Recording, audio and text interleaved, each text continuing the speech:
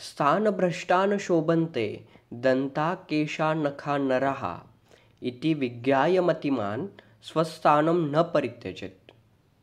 या श्लोकाचा मराठी अर्थ आपण समजावून घेणार आहोत। स्थानभ्रष्टा, स्थानभ्रष्टा म्हणजे आपले स्थान भ्रष्ट झालेले किंवा सोडलेले, न शोभनते, शोभून दिसत नाहीत।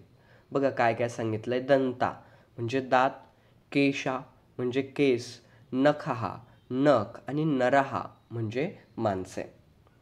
दात, केस, नख आणि माणसे आपले स्थान सोडून जर त्यांनी सोडले तर न शोभनते, ते शोभून दिसत नाही।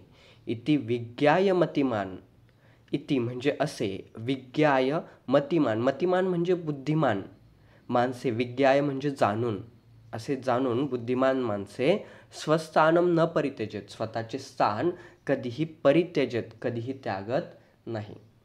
पुन्हा एकदा अर्थ समजून घेऊया।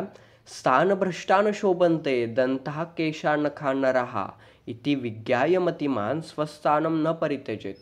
स्थानभ्रष्ट झालेले दात, केस, नख आणि माणसे न शोभन्ते, शोभून दिसत नाही, इति विज्ञाय मतिमान असे जाणून बुद्धिमान माणसे स्वस्थानम न परित्यजेत, स्वतःचे स्थान, स्वस्थानम म्हणजे स्वतःचे स्थान, न परित्यजेत, कधीही त्यागत नाही किंवा सोडत नाही। विद्यार्थी मित्रांनो, व्हिडिओ आवडला असेल तर मित्रांना नक्की शेअर करा आणि चॅनललाही सबस्क्राईब करा। धन्यवाद।